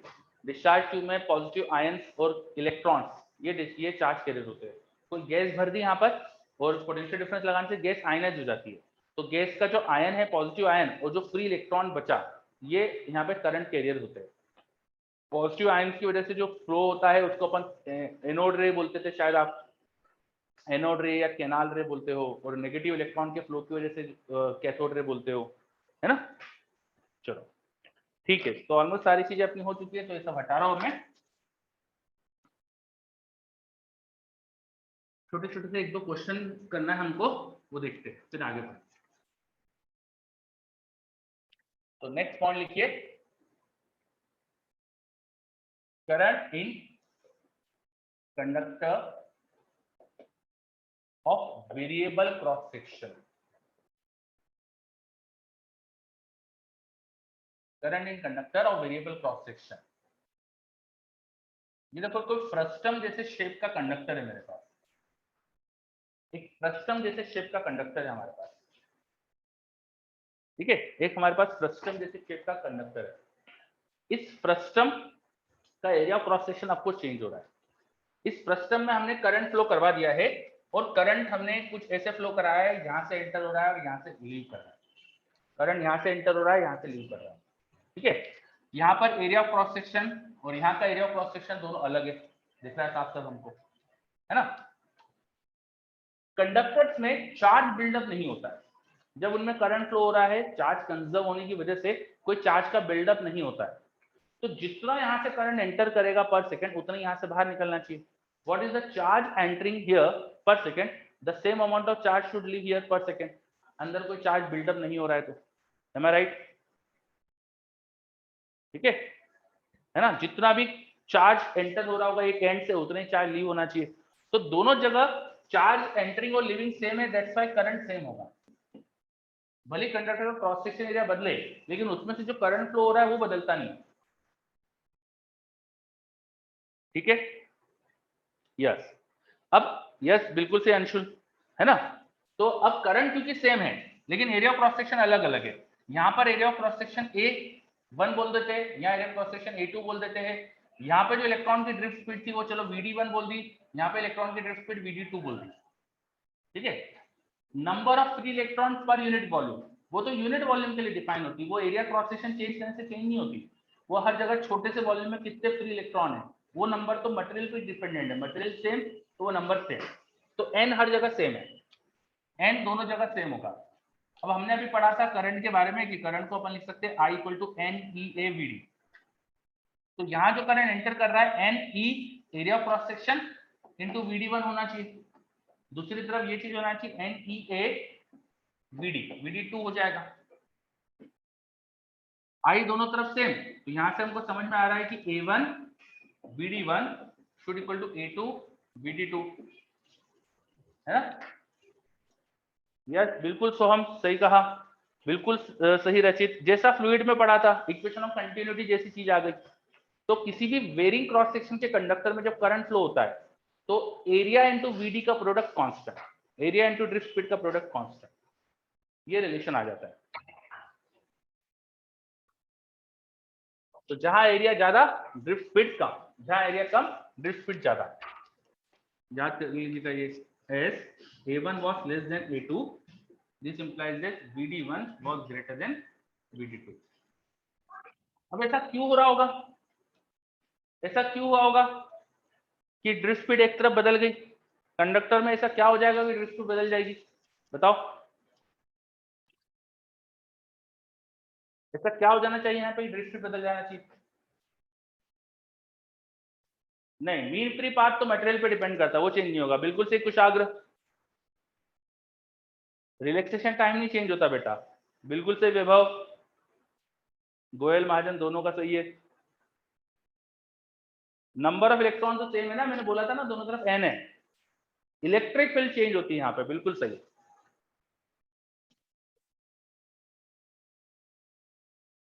एक्चुअली यहाँ पे कंडक्टर का क्रॉस सेक्शन एरिया चेंज हो रहा है, तो जितनी इलेक्ट्रिक फील्ड लाइन यहाँ से एंटर करेगी वो इस एरिया से निकल रही, एरिया बढ़ गया, इलेक्ट्रिक फील्ड लाइंस का नंबर कम हो, इलेक्ट्रिक फील्ड लाइन ज्यादा एरिया से जा रही है, इलेक्ट्रिक फील्ड लाइन ज्यादा एरिया से जा रही है, ज्यादा एरिया से जा रही है तो फील्ड स्ट्रेंथ कम हो गई, यहाँ पे इलेक्ट्रिक फील्ड की स्ट्रेंथ कम हो गई, इलेक्ट्रिक फील्ड की स्ट्रेंथ कम हो गई तो ड्रिफ्ट स्पीड कम हो गई। ड्रिफ्ट स्पीड इलेक्ट्रिक फील्ड पर डिपेंडेंट थी, यहाँ पे एरिया ज्यादा, जितनी फील्ड लाइन यहाँ से एंटर करी वो इस एरिया से क्रॉस कर रही है, एरिया बड़ा, फील्ड लाइन का नंबर सेम एरिया बड़े एरिया से जा रहा है, तो फील्ड की स्ट्रेंथ कम हो गई, फील्ड की स्ट्रेंथ कम हो गई, दैट्स व्हाई ड्रिफ्ट स्पीड कम हो गई। This clear, mobility is constant, it not dependent on electric field. तो यहाँ पे इलेक्ट्रिक फील्ड चेंज हो रही है, बिकॉज ऑफ इलेक्ट्रिक फील्ड ये रिलेशन आ रहा था। तो हम यहाँ से ये भी बोल सकते हैं कि इस लोकेशन पर अगर इलेक्ट्रिक फील्ड E1 थी, यहाँ इलेक्ट्रिक फील्ड E2 थी, तो बेसिकली E1 ज्यादा था E2 से, तभी ड्रिफ्ट स्पीड का ऐसा रिलेशन आया। तो वेरिंग क्रॉस सेक्शन के कंडक्टर में करंट कांस्टेंट होता है पूरे कंडक्टर में, और ड्रिफ्ट स्पीड और इलेक्ट्रिक फील्ड चेंज होकर इलेक्ट्रिक फील्ड चेंज होती है, जिससे ड्रिफ्ट स्पीड चेंज होती है according to area of cross section, जिससे वो करंट को कांस्टेंट मेंटेन करता है। चलो, इज दिस क्लियर? अच्छे से देख लीजिए सब। भाई कुछ भी डाउट हो तो पूछ सकते हो। वेरी गुड, ठीक है, आगे बढ़ते फिर।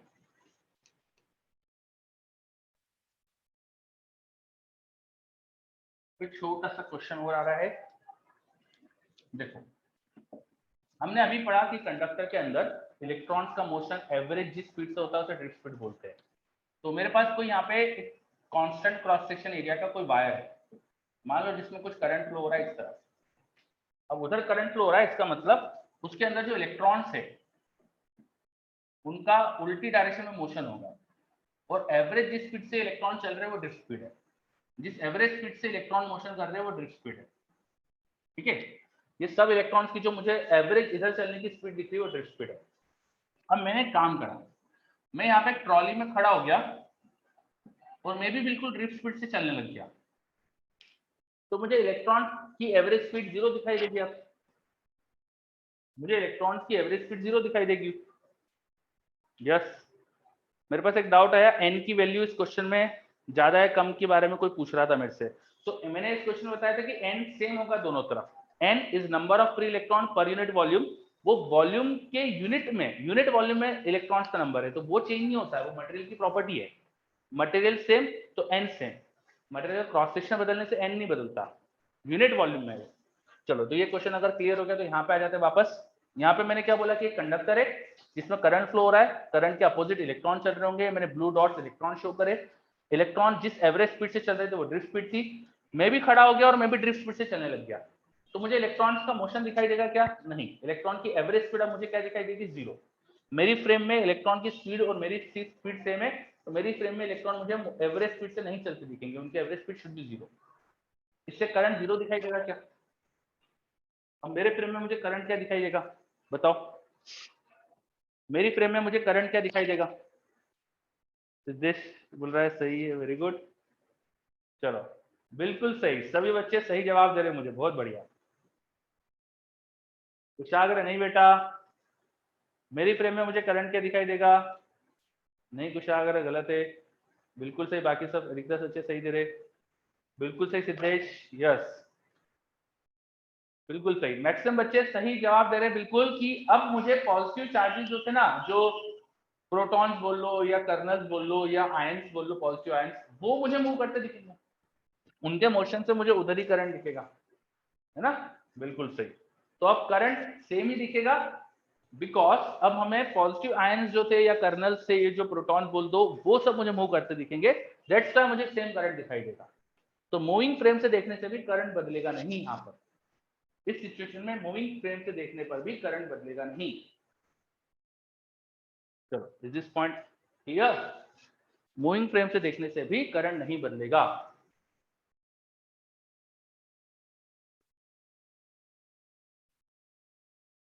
गगनदीप, मैग्नेटिक फील्ड जब पढ़ेंगे तब बात करेंगे, ठीक है, अभी नहीं उस पर जाते अपन। चलो, ये चीज अच्छे से क्लियर हो गई, मूविंग फ्रेम से देखने पे भी हमें करंट चेंज होते नहीं दिखेगा, current will be constant. Okay, चलो, तो ये सब चीजें क्लियर। तो अब एक नेक्स्ट चीज पढ़ते हैं अपन, नेक्स्ट चीज लिखिए, current density. Current density, current density, ये हटा रहा हूं मैं सब।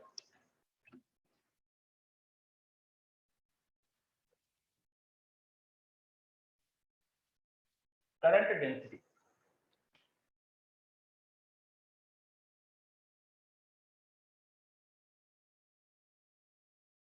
करंट को डिस्क्राइब करने के लिए एक नई क्वांटिटी हम डिफाइन करते हैं, करंट डेंसिटी, और इसे इस तरह से डिफाइन करते हैं कि वेक्टर डिफाइन होगी, इसका हम वेक्टर बना के इसे डिफाइन करते हैं, इट्स अ वेक्टर क्वांटिटी।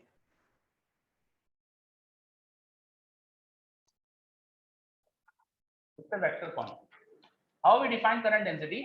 मान लो मेरे पास कोई कंडक्टर है जिसमें करंट फ्लो कर रहा है, मेरे पास कोई कंडक्टर है जिसमें करंट फ्लो कर रहा है, ठीक है? कंडक्टर में करंट किस क्रॉस सेक्शन एरिया से फ्लो कर रहा है वो निकालो, area of cross section.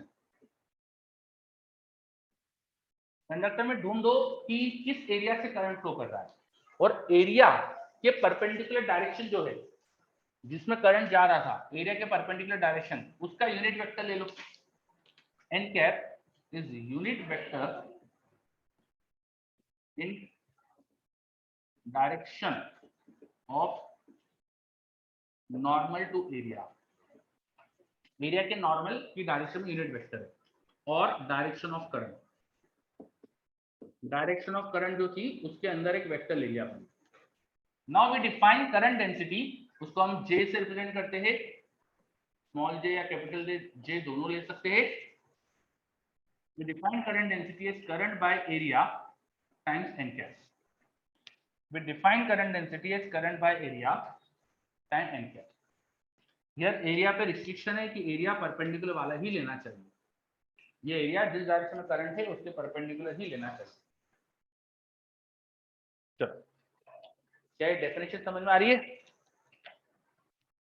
Current density हमने डेफिनेशन ही ऐसी बनाई जिसे करंट डेंसिटी वेक्टर होगी, मुझे किसी जगह पे करंट डेंसिटी निकालना है, तो मैं क्या करूंगा, वहां पर एक एरिया कंसिडर करूंगा, मैं देखूंगा कि करंट किस डायरेक्शन में जा रहा था, करंट की जो भी डायरेक्शन थी, जो भी चार्ज फ्लो की डायरेक्शन थी उस लोकेशन पे, उस चार्ज फ्लो की डायरेक्शन से परपेंडिकुलर एक एरिया लेंगे, उस परपेंडिकुलर एरिया के परपेंडिकुलर मतलब करंट के अलोंग एक यूनिट वेक्टर लगा दिया मैंने एन कैप।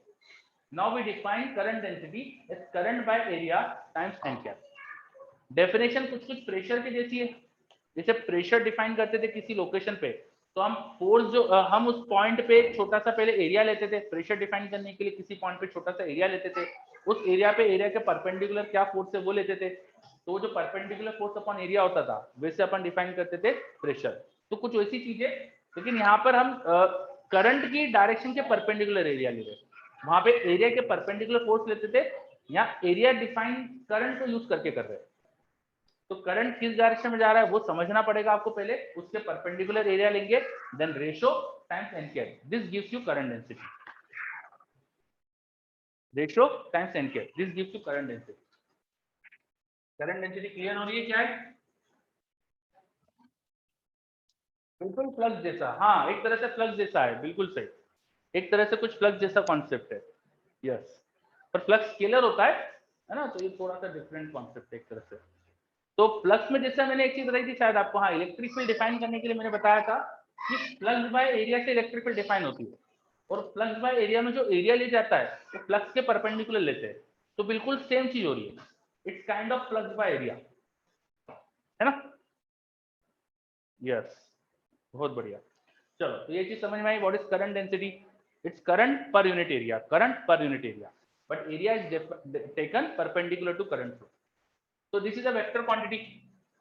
अब ये जो क्वांटिटी है ये हमें हेल्प करती है कि कंडक्टर के अंदर करंट कैसा फ्लो रहा है उसको अच्छे से समझने में, कंडक्टर के अंदर करंट कैसा फ्लो रहा है उसको अच्छे से समझने में। कुछ कंडक्टर्स एकदम यूनिफॉर्म होते हैं, अंदर से एक जैसे होते हैं, तो एक जैसे होते हैं तो उसके अंदर यूनिफॉर्म करंट डेंसिटी दिखती है, यूनिफॉर्म करंट डेंसिटी के अंदर हर जगह किसी भी छोटे से एरिया से देखोगे तो सेम करंट फ्लो करेगा, छोटे छोटे एरिया पे सेम एरिया लोगे तो सेम करंट। पर कुछ कंडक्टर्स नॉन यूनिफॉर्म टाइप के होते हैं, उनमें हो सकता है सरफेस के आसपास कम करंट हो, बीच में से ज्यादा हो, या बीच में कम करंट हो सरफेस से ज्यादा हो, कुछ भी रिलेशन हो सकता है, तो उसमें करंट डेंसिटी वेरिएबल हो जाएगी। आ रहा कौन समझ में ये?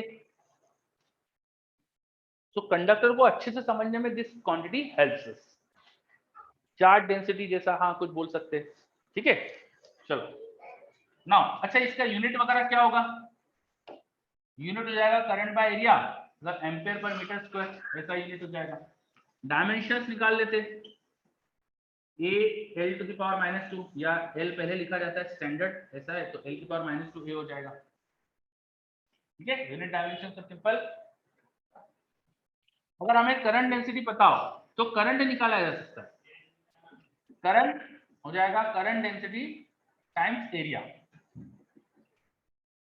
ये area perpendicular actually current density के अलोंग है, यहाँ पे जो करंट डेंसिटी की डायरेक्शन थी वो इसी डायरेक्शन में आ रही है, तो एरिया का जो एरिया जो डायरेक्शन रख रहा है वो एक्चुअली करंट के अलोंग है। हमने याद करो फ्लक्स निकालते समय एरिया की डायरेक्शन डिफाइन कराई थी, वो सरफेस के परपेंडिकुलर होता है, तो इस सरफेस का परपेंडिकुलर करंट डेंसिटी के पैरेलल ही तो है, ये एरिया अभी करंट डेंसिटी के पैरेलल, तो मैं इसको ऐसा भी लिख सकता हूँ I into J vector times area vector dot area vector, ये स्केलर है ना तो एक्चुअली करंट स्केलर होता है, तो यहाँ डॉट प्रोडक्ट जैसा दिख रहा है हमको, ठीक है, जे vector dot A vector,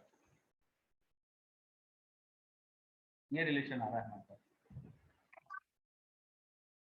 was equal to this, तो मुझे आई निकालना था, या यहाँ पे मैंने मैग्नीट्यूड लिया, तो मैग्नीट्यूड ऑफ जे देखेंगे अगर हम तो ये रिलेशन आ जाएगा, और जे का मैग्नीट्यूड टाइम्स एरिया परपेंडिकुलर उसको अपन ने जे डॉट ए कर दिया, डॉट प्रोडक्ट कर दिया, ठीक है। चलो अब जे अगर वेरिएबल होगा तो इसे इंटीग्रेट करके निकालेंगे, इफ जे इज वेरिएबल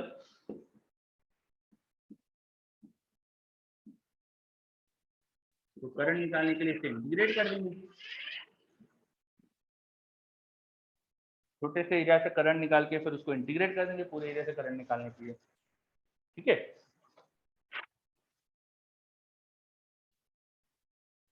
तो व्हाट इज करंट डेंसिटी, अच्छे से क्लियर हो रहा है?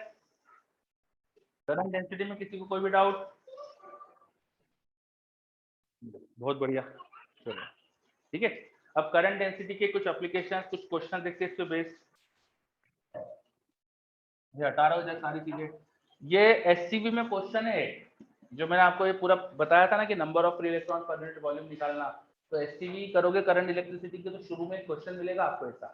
तो वो क्वेश्चन की बेसिकली थ्योरी डिस्कस हो गई थी हमारी, ठीक है।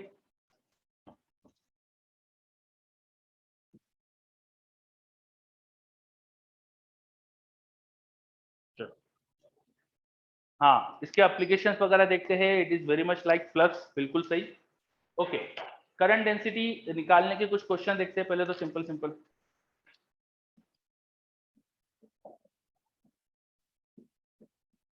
एक कंडक्टर है, एरिया ऑफ क्रॉस सेक्शन मैंने 1 mm² दे दिया, इसमें से 2 एम्पीयर का करंट है।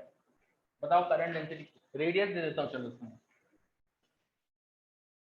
चलो रहने दो। Area of cross section 1 mm² है। बताओ करंट डेंसिटी कितनी आएगी? बहुत ही आसान क्वेश्चन। करंट डेंसिटी कितनी आएगी? बहुत ही आसान क्वेश्चन से स्टार्ट करते हैं। करंट डेंसिटी कितनी आएगी?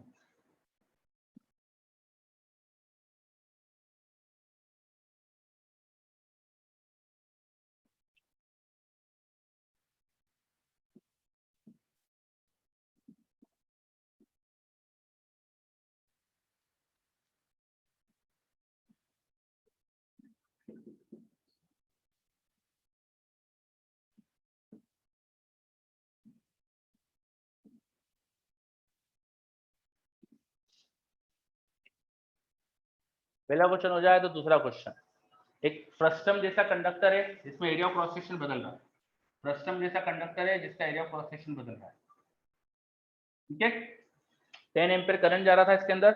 रेडियस ऑफ क्रॉस सेक्शन दे रखी है मैंने, दोनों एंड्स पे करंट डेंसिटी पूछी है। तो पहला वाला question, current density, current by area 2 ampere upon 1 mm², mm² 10⁻⁶ मीटर² हो जाएगा।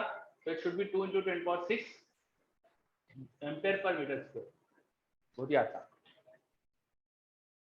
दूसरे वाले क्वेश्चन के अंदर रेडियस दे रखी है, एरिया निकाल लो, कर लो।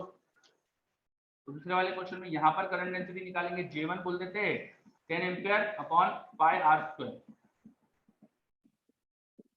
तो 10/π इंटू 10⁻⁶। 10 अपॉन पाई लगभग लगभग पाई होता है, क्योंकि पाई² लगभग 10 होता है। तो J1 is nearly pi times 10⁻⁶ आ जाएगा हमारे पास, है ना। करंट एम्पीयर पर मीटर² में जाकर करंट डेंसिटी। और सिमिलरली अब J2 जब निकालोगे तो रेडियस डबल से एरिया 4 टाइम, एरिया 4 टाइम तो 1/4 हो जाएगा। एरिया 4 टाइम तो 1/4 करंट डेंसिटी एम्पीयर पर मीटर²। Simple, clear. ईशान बोल रहा है फर्स्ट साइड नेगेटिव होगा, एरिया वेक्टर नेगेटिव है। नहीं बेटा, हम करंट की डायरेक्शन में एरिया लेते हैं। एरिया की डायरेक्शन जो ली जाती है ना, वो करंट की डायरेक्शन में ली जाती है। Unit vector in the direction of normal to the area and direction of current. तो करंट की डायरेक्शन में एरिया लिया जाता है, इसलिए आपको यहाँ और यहाँ दोनों तरफ ही करंट डेंसिटी पॉजिटिव मिलेगी। कुछ सिंपल से क्वेश्चन देखे। हमने थोड़ी देर पहले एक रिलेशन पढ़ा था, I = NA/VD। तो इसे एरिया से डिवाइड करके मैं J = I/A लिख सकता हूं NEVD। Current density equal to NEVD। Current density is equal to NEVD, ठीक है। और याद करो, ड्रिफ्ट स्पीड जो थी वो मोबिलिटी इनटू इलेक्ट्रिक फील्ड थी। ड्रिफ्ट स्पीड जो थी वो मोबिलिटी इनटू इलेक्ट्रिक फील्ड थी। तो NEVD को लिख दिया मैंने मोबिलिटी इनटू इलेक्ट्रिक फील्ड। सही है क्या? ये समझो नीचे मैंने क्या करा है। I = NAVD, एरिया से डिवाइड करा तो J आ जाएगा I/A NEVD। ड्रिफ्ट स्पीड हमने बोला था मोबिलिटी इनटू इलेक्ट्रिक फील्ड, तो मोबिलिटी, ठीक है। Now what is this term? What is this term? This term is called conductivity. इसे बोल देते हैं कंडक्टिविटी, NE म्यू।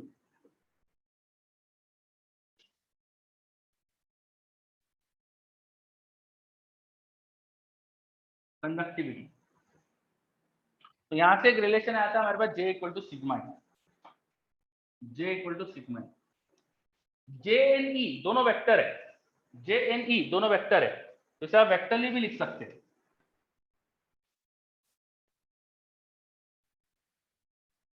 यहां से रिलेशन आ गया J इक्वल टू सिग्मा, इसे हम वेक्टरली भी लिख सकते हैं। तो वो वेक्टर लिख के मैं यहाँ ऊपर लिख देता हूँ, मेरे पास यहाँ स्पेस है।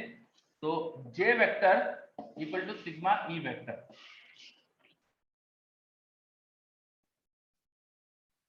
J vector at a point, किसी पॉइंट पे हम करंट डेंसिटी डिफाइन कर सकते हैं। इलेक्ट्रिक फील्ड भी एक पॉइंट पे डिफाइन हो सकती है। तो ये रिलेशन आ रहा है दो ऐसी क्वांटिटी में जो बिल्कुल एक पॉइंट पे डिफाइन होती है। एक पॉइंट पे इलेक्ट्रिक फील्ड डिफाइन करते हैं आप, और एक पॉइंट पे करंट डेंसिटी लेने के लिए वहां जो भी करंट फ्लो कर रहा है उसके परपेंडिकुलर एरिया ले लो, करंट बाय एरिया, उस पॉइंट पे करंट डेंसिटी आ जाएगी। तो this is a microscopic law, हर एक पॉइंट पे डिफाइन होने वाला लॉ है, और ये ओम्स लॉ है बेसिकली, जिसे इसे बोलते हैं ओम्स लॉ का vector form, vector form of Ohm's law. This is called vector forms of Ohm's law.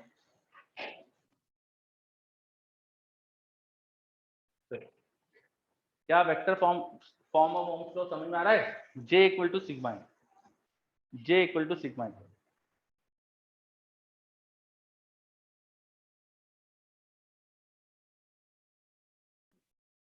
Relation में कैसे लाया, समझ में आया? सर कंडक्टिविटी कैसे बोला मैंने? अच्छा, मैंने कंडक्टिविटी क्यों कहा इसे, चलो। करंट डेंसिटी, ये जो करंट डेंसिटी वाला टर्म था, ये डिपेंड कर रहा था इन तीन क्वांटिटी और इलेक्ट्रिक फील्ड पे। भैया ये इलेक्ट्रिक फील्ड की वजह से करंट प्रोड्यूस हो रहा है, और कितना करंट प्रोड्यूस हो रहा है डिपेंडेंट ऑन दिस क्वांटिटी। ये क्वांटिटी ज्यादा तो करंट ज्यादा, ये क्वांटिटी कम तो करंट कम, है ना? किसी लोकेशन पे करंट डेंसिटी जो रिलेट हो रही है वो इलेक्ट्रिक फील्ड की वजह से क्रिएट होती है, और ये रिलेशन बता रहा है कि कितना करंट क्रिएट हो जाएगा पर यूनिट वॉल्यूम, पर यूनिट एरिया, पर यूनिट एरिया इलेक्ट्रिक फील्ड लगाने से कितना करंट क्रिएट होगा। तो दिस टर्म जो करंट पर यूनिट एरिया को रिलेट कर रहा है, इसे हमने बोल दिया कंडक्टिविटी। ये कंडक्शन की एबिलिटी तो बता रहा है, पर यूनिट एरिया इलेक्ट्रिक फील्ड लगाने से वहां आसपास कितना करंट फ्लो होने की एबिलिटी आ रही है। तो करंट फ्लो होने की एबिलिटी तो बता रहा है, ठीक है। चलो, अच्छा क्वेश्चन पूछा कुशाग्र बेटा आपने, ओके बहुत बढ़िया। चलो, vector forms of Ohm law clear, vector form of Ohm's law, या इसको अपन माइक्रोस्कोपिक ओम्स लॉ भी बोलते हैं, क्योंकि ये एक पॉइंट पे, एक बहुत बड़े कंडक्टर में हर पॉइंट पे अपन इसे डिफाइन कर सकते हैं, तो इसलिए बोलते हैं इसको microscopic Ohm's law, microscopic Ohm's law.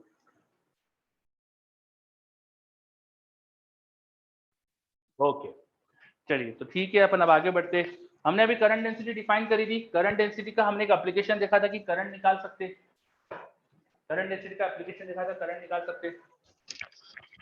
मेरी वॉइस थोड़ी ब्रेक हो रही है, अच्छा, लेट मी चेक। ये तो कनेक्टेड है यार, हेडफोन अच्छे से।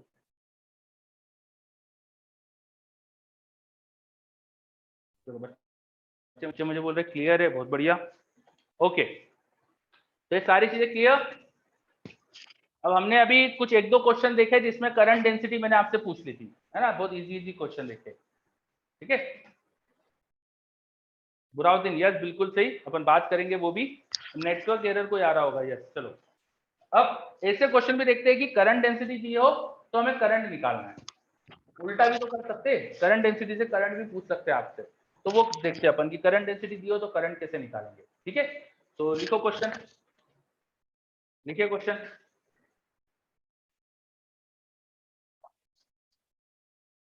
इन a conductor of uniform cross section, in a conductor of uniform cross section, in a conductor of uniform cross section, a variable current density is observed. In a conductor of uniform cross section, a variable current density is observed.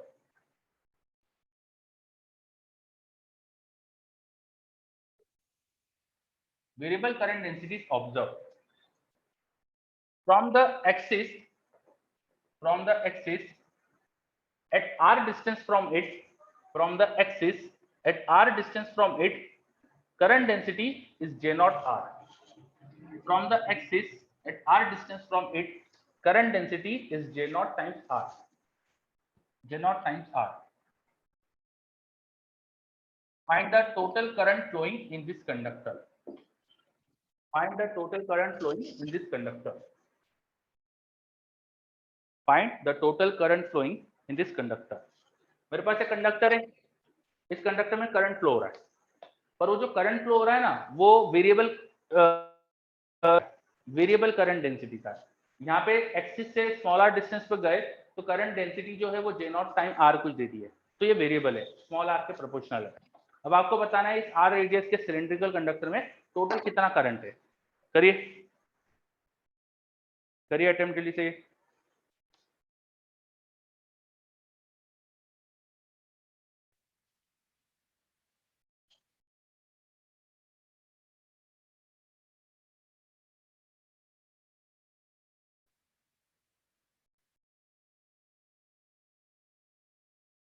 चलो रचित का जवाब भी आ गया, बहुत बढ़िया रचित। तो ऐसे क्वेश्चन कई सारे हमने इलेक्ट्रिक फील्ड में भी करे हैं, क्योंकि जे आर के साथ बदल रहा है और करंट निकालने के लिए हम क्या करते थे, जे का इंटीग्रेशन करते थे छोटा सा एरिया के साथ डॉट प्रोडक्ट करके उसका इंटीग्रेशन करते थे।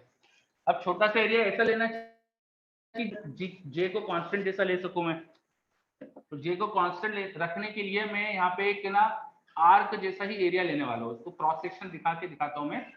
तो ये ऐसा हमने आर्क जैसा एरिया लिया, सेंटर से आर डिस्टेंस पर जाके यहाँ डी आर विड्थ का एरिया लिया इस तरह का यहाँ पर, ठीक है। और जो डी आर विड्थ का छोटा सा एरिया आया उसका एरिया कितना होगा, अपन ने लिखा है कई बार, तो ये J naught into R into 2πr D R हो जाएगा एरिया, और दोनों की डायरेक्शन एक ही है तो इसलिए डॉट प्रोडक्ट में कॉस 1 हो गया। बस अब तो 0 टू कैपिटल आर इंटीग्रेट कर लो, तो J naught 2π r into R R square, उसका इंटीग्रेशन r क्यूब बाई 3, तो आंसर हो गया 2π/3 जे नॉट आर क्यूब। अरे तुमने क्वेश्चन ये, इज दिस क्वेश्चन क्लियर? बहुत बढ़िया। अब मैं अलग अलग जे का एक्सप्रेशन दे दूं तो भी कर सकते हो ना, जे का एक्सप्रेशन बदल दूं तो भी कर सकते हो ना। यहाँ पे मैं बस जे का एक्सप्रेशन कुछ भी दे दिया मैंने नया, तो बस इंटीग्रेशन का ये फॉर्मूला थोड़ा सा एक्सप्रेशन यहाँ पे बदल जाएगा, है ना। चलो तो अब आपका बिगिनर बॉक्स 1 पूरा हो जाएगा। इसका वॉइस क्रैक हो रही है, ठीक है, बस एंड ही कर रहे हैं अपन अब क्लास, तो बिगिनर बॉक्स 1 पूरा हो जाएगा।